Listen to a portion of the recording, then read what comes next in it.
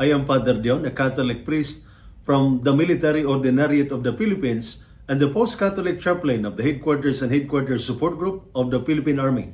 And this is Salita ng Diyos, ang ating gabay.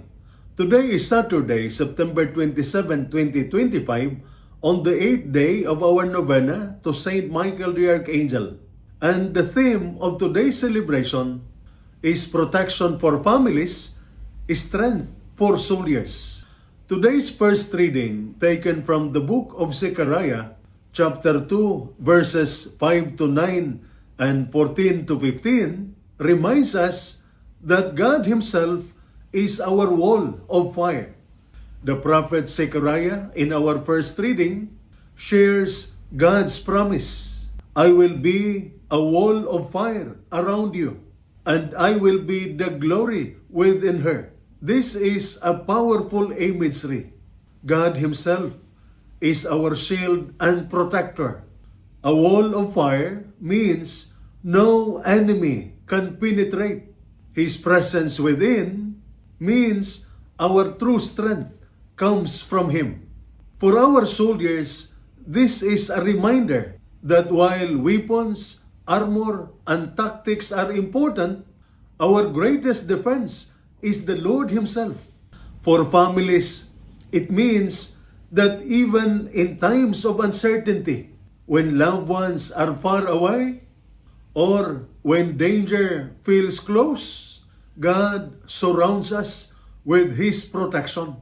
The Gospel reading taken from the Gospel of Luke, chapter 9, verses 43 to 45, reminds us of strength in the face of the cross.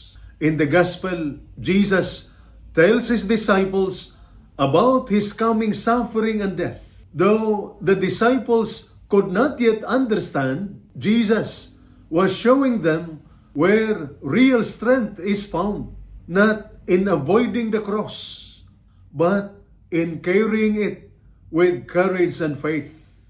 This is true strength, not the absence of struggle, but the endurance to go through it with hope. For soldiers, this means staying faithful to the mission even when it is costly.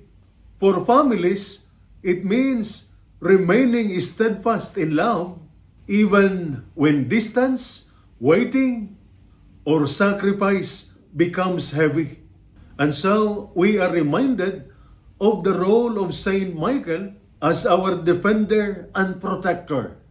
Saint Michael the Archangel embodies this message. In heaven's battle, he stood as the defender of God's people, casting down the enemy with cry, "Who is like God?"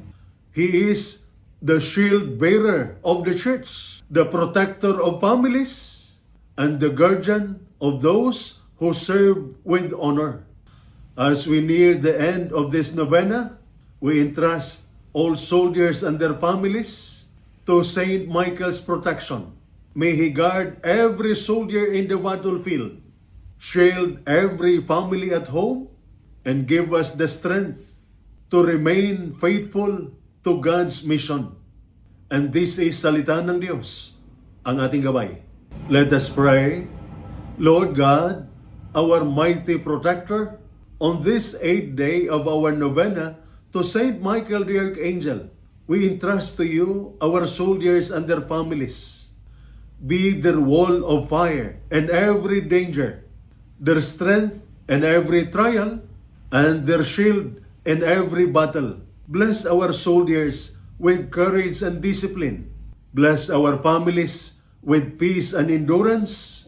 Through the intercession of Saint Michael, keep them safe in body and soul. And may your glory dwell in their lives always. Through Christ, our Lord. Amen. And may the Almighty God bless you and your family, the Father, the Son, and the Holy Spirit. Amen.